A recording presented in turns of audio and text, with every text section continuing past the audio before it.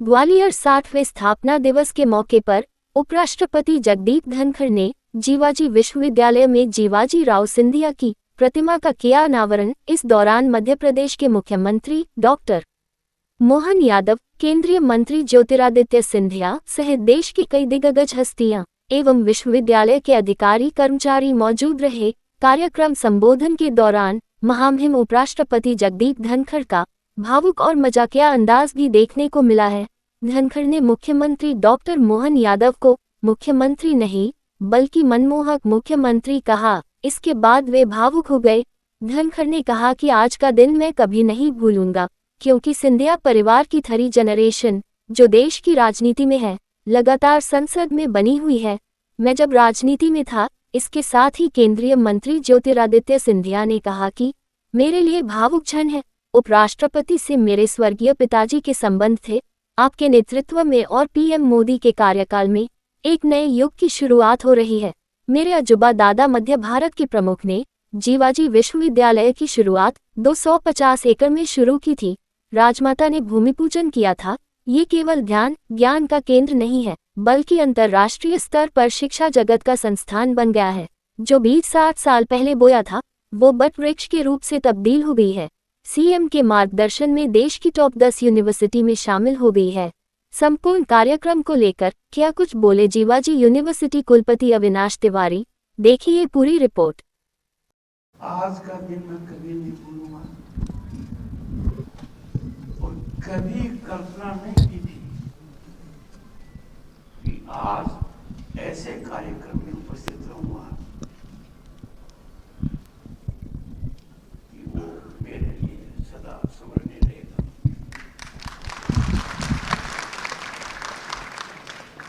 आज के इस अवसर पर एक ऐसे महापुरुष की प्रतिमा का अनावरण भी किया गया है जिनने आजादी के साथ हमारे बीच कुलाधिपति के नाते से अलग प्रकार से भूमिका अदा की। वो यहाँ के कुलाधिपति रहे, बनारस के रहे और शिवाजी महाराज के माध्यम से सिंधिया घराने की उस गौरवशाली परंपरा के वो वाहक भी रहे, जिसके माध्यम से कला, संस्कृति, इतिहास के साथ साथ गौरवशाली अतीत से भी वो परिचय कराते हैं।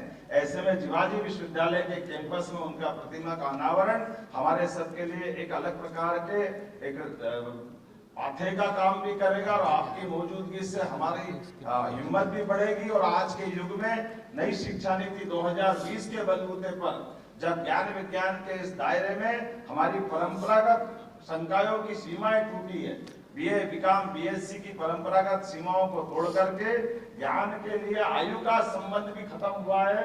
किसी भी आयु में हम कोई भी ज्ञान विज्ञान की धारा में जा सकते हैं और इसी आधार पर दुनिया के अंदर माननीय प्रधानमंत्री के नेतृत्व में हमारा उच्च शिक्षा विभाग भी देश के अंदर ही दुनिया में उस प्राचीन सनातन संस्कृति से अपना संबंध रेखांकित करता है। तो मैं अपनी ओर से आज पुनः इस ग्वालियर की धरती पर आपका अभिनंदन करता हूं, स्वागत करता हूं और उम्मीद करता हूं कि आपका मार्गदर्शन सदैव हमें मिलता रहेगा। आज के इस अवसर पर मध्य प्रदेश सरकार की ओर से पुनः आपका वंदन है, अभिनंदन है, स्वागत है। बहुत बहुत धन्यवाद। आज हमारा अहम सौभाग्य है कि जो शहर संगीत, शिक्षा और संस्कृति के लिए जाना जाता है, उस शहर में महामहिम उपराष्ट्रपति का आगमन उस ऐतिहासिक ग्वालियर शहर में आज हुआ। हम अपने आप को गौरवान्वित समझते हैं कि जीवाजी विश्वविद्यालय के इस कार्यक्रम में आप पधारे। एक मौका मिला ग्वालियर की जनता को आपका आशीर्वाद ग्रहण करने के लिए और जिस क्षमता के साथ और संकल्प के साथ आपके नेतृत्व में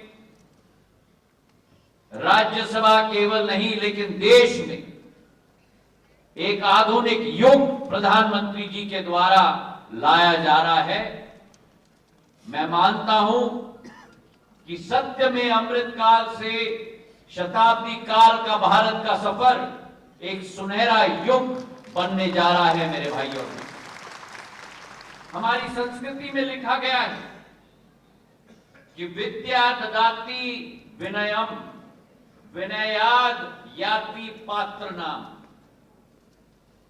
कहने का तात्पर्य यह है कि ज्ञान से ही विनम्रता प्राप्त होती है, ज्ञान से ही विनम्रता प्राप्त होती है और विनम्रता से ही पात्रता उत्पन्न होती है।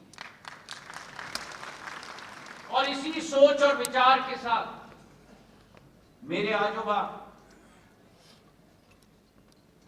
महाराजा जीवाजीराव सिंधिया, जो मध्य भारत के राज प्रमुख थे, उन्होंने जीवाजी यूनिवर्सिटी की बीज की शुरुआत की थी और विचारधारा की शुरुआत की थी।